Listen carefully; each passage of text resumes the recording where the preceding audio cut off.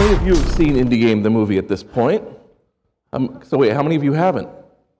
Wow, there is over 100 hours of pure joy left to be experienced in this room. I am not overstating when I say that Indie Game the movie is the single most important film to be released in 2012. The reason why is because it is being released in one of the most grandiose, wide-ranging spectrums of distribution, period, and it's not crap. This isn't some experiment with Steven Soderbergh for a couple $1 million about a doll factory being done day and date and saying, we've done something new. This is a hard piece of work done by two people putting their lives in for years and then turning around and saying, let's have direct download. That's true bravery. All right, so we're going to play the trailer for the rest of you that are about to find out what a great time you're going to have tonight when you see it.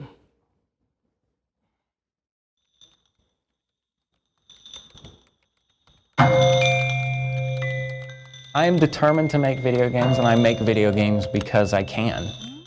I mean, it's the sum total of every expressive medium of all times made interactive. Like, how is that not? It's awesome. My whole career has been me trying to find new ways to communicate with people because I desperately want to communicate with people, but I don't want the messy interaction of having to make friends and talk to people because I probably don't like them. And it's not just a game, like I'm so closely attached to it. This is my identity. It's Fez. I'm Guy making Fez. You know, that's about it. You know, making it was about, let me take my deepest flaws and vulnerabilities and put them in the game.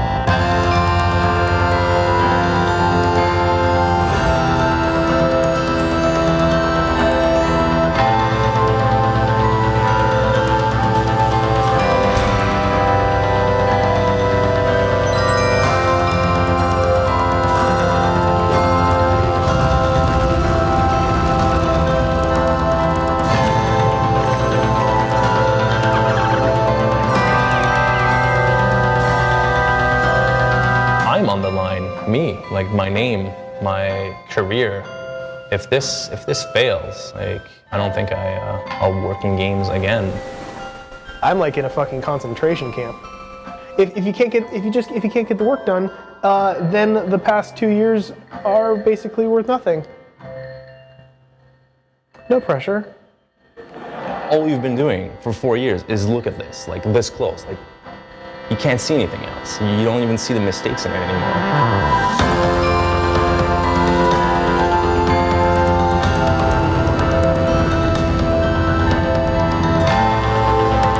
What the fuck is that?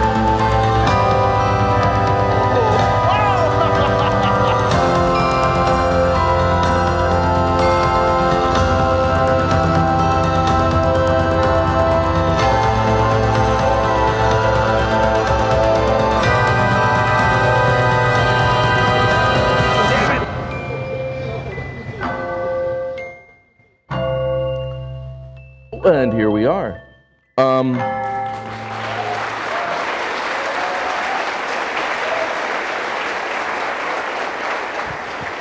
That's not the good parts, actually. That's just how the whole damn movie is, actually. And that's, I mean, it's critical. You got really just two talented people here. And I'll ask the basic question, which was, you know, what puts you making this movie versus any other? Thanks for the awesome intro, Jason. I do my best. Where it's deserved. Yeah, it feels inside the actor's studio. This is great. Well, we're from Winnipeg, Manitoba, Canada, and we had done a short on a game developer in Winnipeg. His name's Alec Kaloka. He won the Independent Games Festival with his partner Derek Yu for a game called Aquaria. And we had done this short. It was commissioned by the Manitoba government. And that's sort of how we discovered this world of indie games. And what kind of fascinated us was that Alec had made this game, but it was such a personal game. And I know it seems kind of silly, but to us that was a new idea in 2009, that games could be personal. And through hearing his story and learning about the community and all the people that were so passionate about this work that he had made in his bedroom, we started pursuing this idea of, you know, maybe there's a documentary here of people making works that are so personal in video games. Yeah, and then we actually looked around. We looked for video game design documentaries, and there weren't that many. You know, we couldn't really find them, and you know, there were a few out there, but it just seemed like this was a story that kind of was, you know, it should have been told, like should be told long time ago. Like it should have already, you know, been out there in many iterations. And then yeah, we just kind of heard all these other stories and thought there's a story here, there's a documentary here, and decided to kind of jump in and do it. And we sort of, we hadn't actually done a ton of work when we launched the project on Kickstarter. We launched in May 2010, and we had shot maybe a week on what we thought would be this documentary. And so it was really born on Kickstarter, and we really didn't know what was going to happen. And luckily, Andy Baio tweeted about it. And that changed our lives, this tweet. And we ended up, you know, making money and gaining this audience through Kickstarter. I mean, what made you say, I mean, you know, when filmmakers, I've dealt with a lot of filmmakers who are making all sorts of crazy films, right? And so you were like, well, we really got to raise some actual money here if we're actually going to do this thing. What made you just say Kickstarter at that time? It seemed, you know, fresh and new and just so common sense. You know, like we basically, we both shoot, we both edit, and we own all our own equipment.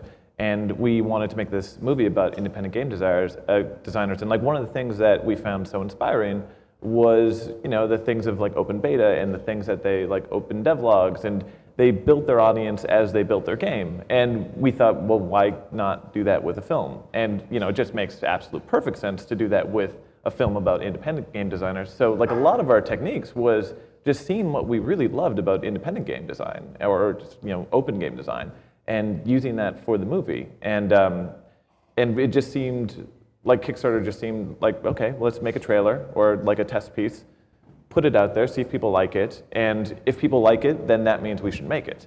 You know, not only did it, you know, get us the money we needed, which was really important at that time, but it also was this validation. Like the fact that we got fully funded within 48 hours of our, you know, launching it. We thought it would take about 30 days.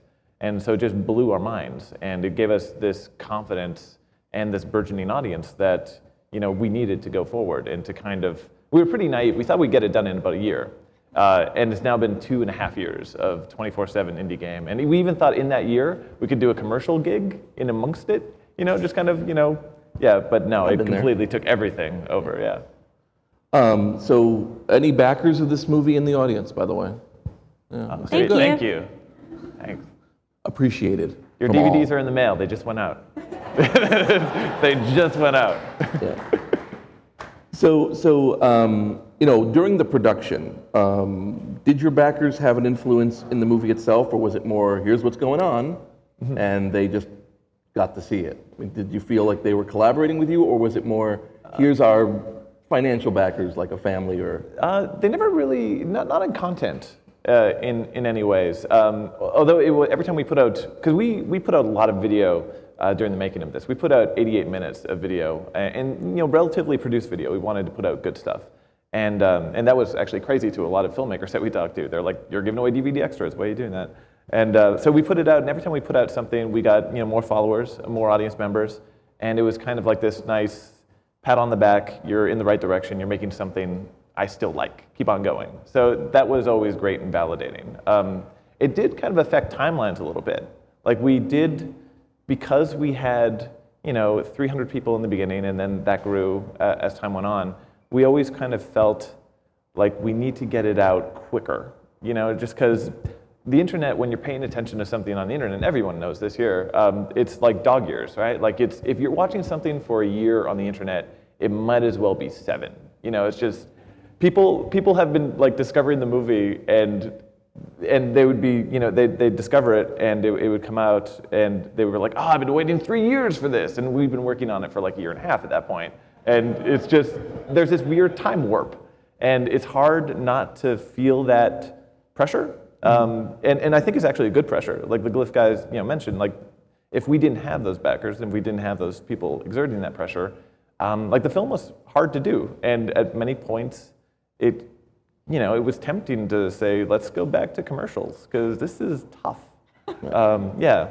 So you did have 2 Kickstarters. There wasn't any pushback. Was there much pushback about there being a second Kickstarter, or was it pretty clearly demarcated as this made the movie, this finishes the movie? Surprisingly, no. So we did the first Kickstarter campaign in May 2010, and then in May 2011, we did another one. And it was mainly because the film had grown into something very different than what we had thought, and it had become potentially a theatrical film, a film that you could see in theaters. And we had done everything ourselves except for the wonderful music by Jim Guthrie. His stuff's available on Bandcamp. He's amazing. And we needed help. Like, we needed, some more money for like all the different sort of encoding and post mixing. And surprisingly, like, we made, our goal in a day for the second Kickstarter campaign. And we had there had all these people that had been following all our little videos that had a chance to support us. And it ended up working out really well. So there wasn't a ton of pushback. I think that we just felt it. We felt like people really wanted to see the film. And when we found out that we got into Sundance, we were really excited, obviously, but we just wanted to make sure we would get the film out as fast as possible worldwide as soon as we could. And going to Sundance and learning about how real films are distributed, that doesn't always happen.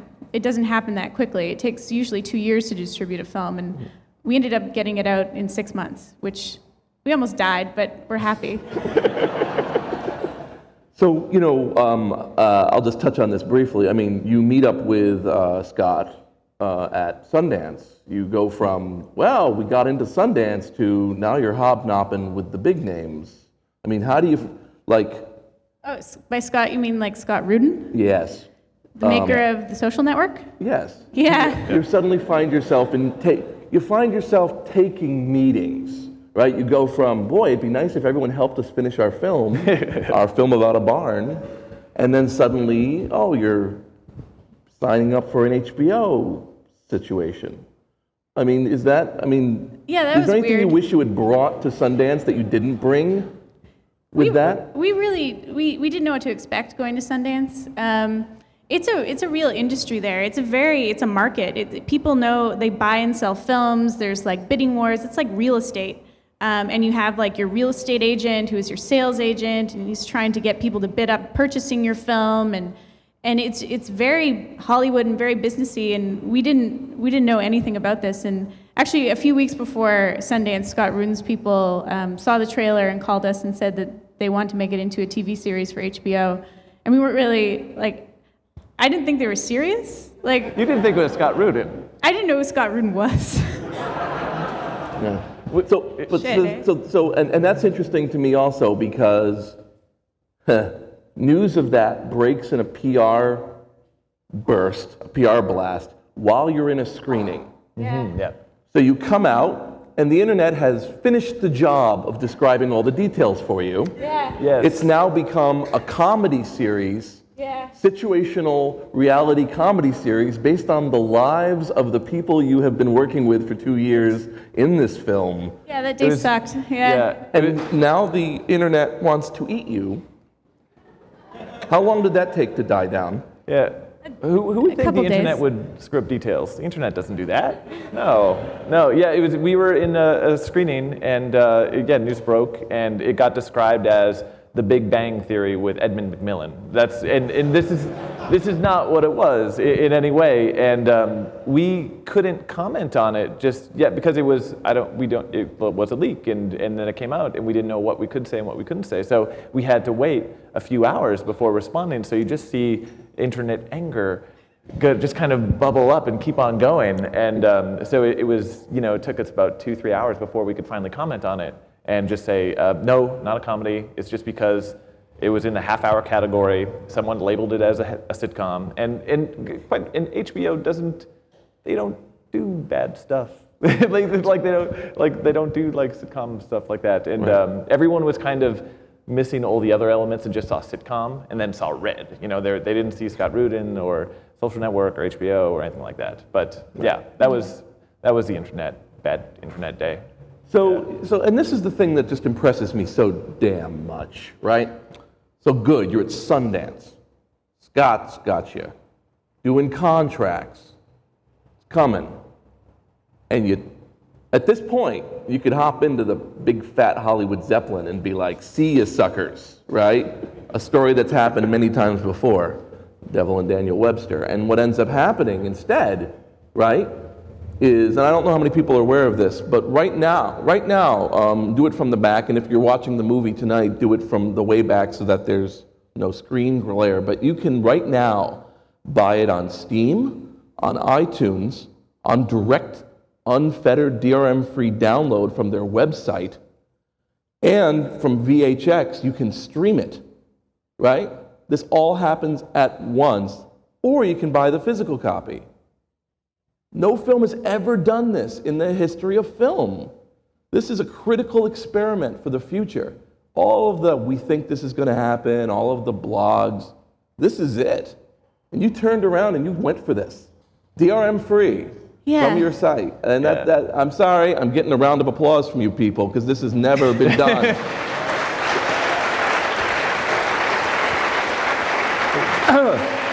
You show me the other film that was HBO negotiation, Sundance, direct download.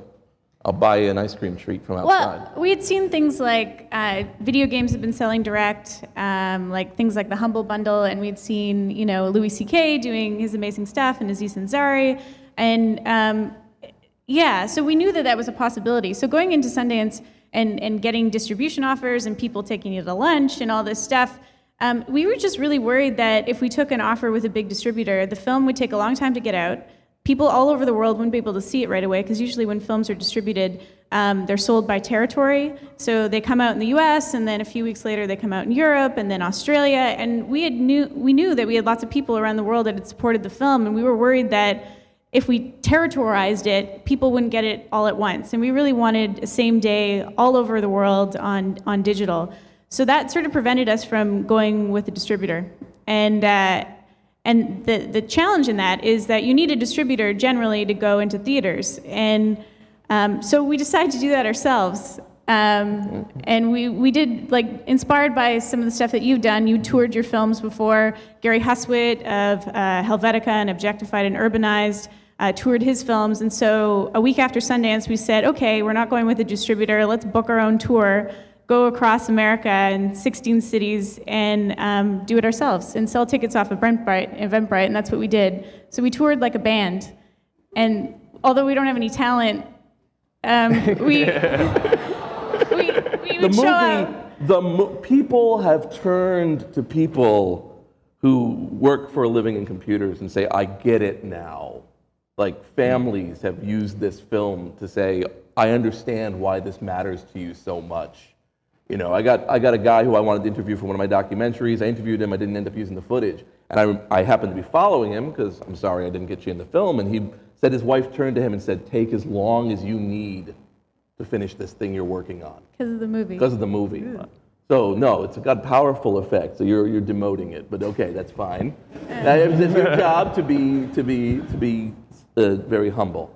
In terms of also, we'll just go a little further on distribution.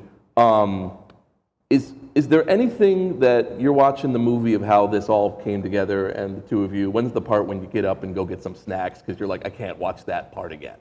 Like, is there any part of distribution that you think a person coming in may not even understand that there's for me, it was E&O insurance, error and omission insurance, that horse shit, right? The craven fear. Is there anything for you that, like, you're like, I think, like, we just learned how films get into theaters, and that was something new, and it was hard. Like, so we did the tour, but we also booked the film ourselves in 12 theaters in the States, which we were kind of proud about.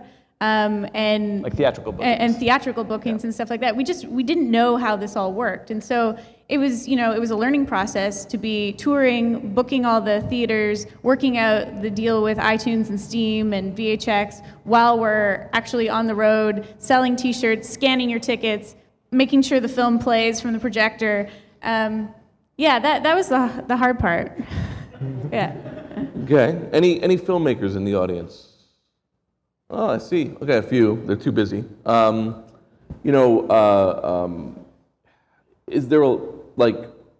Is there a lesson in? I mean, okay.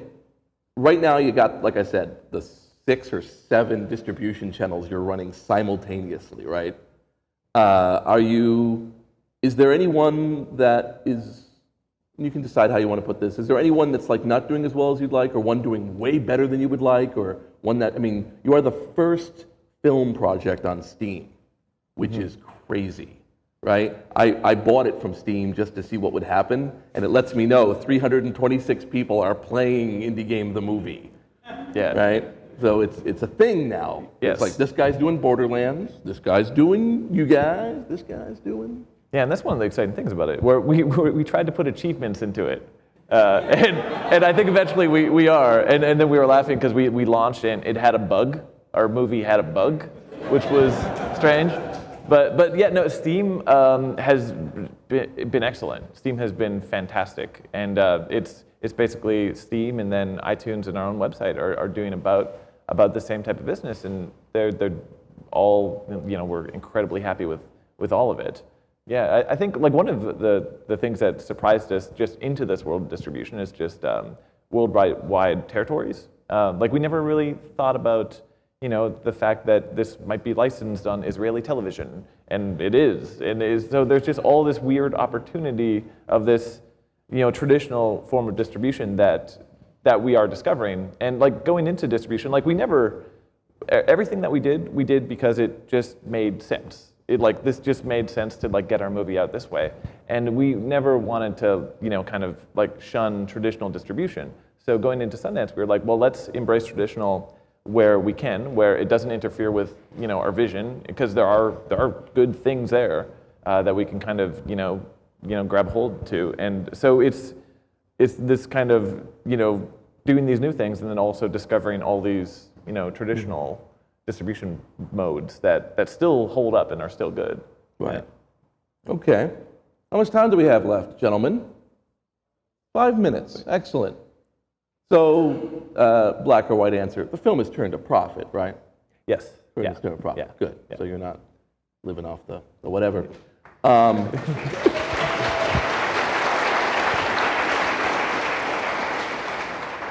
And you've gotten to travel all over the world and everything else.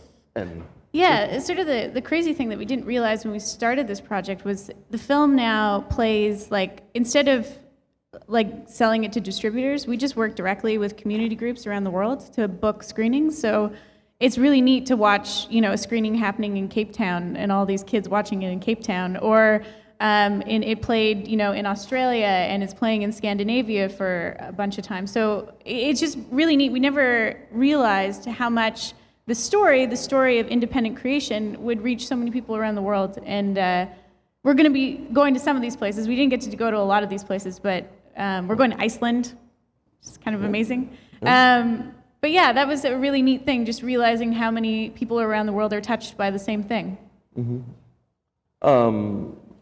Let's see, do you know of any works that have been inspired by your work? Have you been told of anybody starting up now where they weren't going to before because of what you're doing? We've gotten really fantastic emails of people who took up game design, or maybe they had started game design before and then it let it drift off and it reignited something in them. So nothing, because it takes a long time to make a game, no one has pointed to something and said I made that because of this. But really fantastic, touching, tear-inducing emails that happen every now and then, and that's lovely and fantastic. It's great. Okay. So is there anything else, and I'll ask each of you, that you want this audience, the XOXO Festival, to know, either about your project or a lesson learned you wish that people knew, anything about Kickstarter even? Anything that's sometimes in your mind you think to yourself, man, I wish more people knew this, because this isn't, Yeah, well, I think the deadline thing is huge. It's just we thought this movie would be done in 2011, in early 2011, and it was not. It just kind of kept on going and kept on growing, and that's the nature of a documentary. We should have known that to give ourselves more lead time. And I think a whole bunch of people in this room know just how much maintenance goes into Kickstarter. Or just maintenance goes into building a fan base, really, anywhere. It's just so many emails and so many tweets and so many Facebooks, but it's all worth it. It feels like we built an audience to a point that we were hitting the ground running on launch day, and it seemed to be created by one email, one tweet at a time. It paid off, it really did. I think the thing that we learned also was how empowering and amazing it is to sell your own movie from your own website. And we were able to do that through VHX. They're going to talk tomorrow, but it's so amazing to just sell direct and to have that direct relationship with people and hope that, we hope that because now we get, everyone's email who opted into the mailing list, that these people will come with us to the next project. And that's kind of one of the big benefits of doing this ourselves, was to have that direct relationship. Because that would not exist if we went traditional at all. Yeah. So these guys are showing their film as one of the shows tonight, and I mean, and the thing that sometimes people don't know, but like we're all buddies. Like I do my little geek documentaries, and I know you. And yesterday we met the guys who did the Tetris Masters movie, and the guy who did Tilt, the story of Pinball 2000. And so we all kind of talk and share. None of us are like, oh, not that guy. He'll steal all my ideas on how to record. There's none of that. And it's a very healthy environment. I think I've contributed a little bit of footage to you guys to help you with your thing. You guys have reminded me that life is not a terrible shit pile. So back and forth, it's really been equivalent. So again, you should really see this movie tonight, or just buy it and watch it right now, and and enjoy the movie. So thanks for your time. Thank you.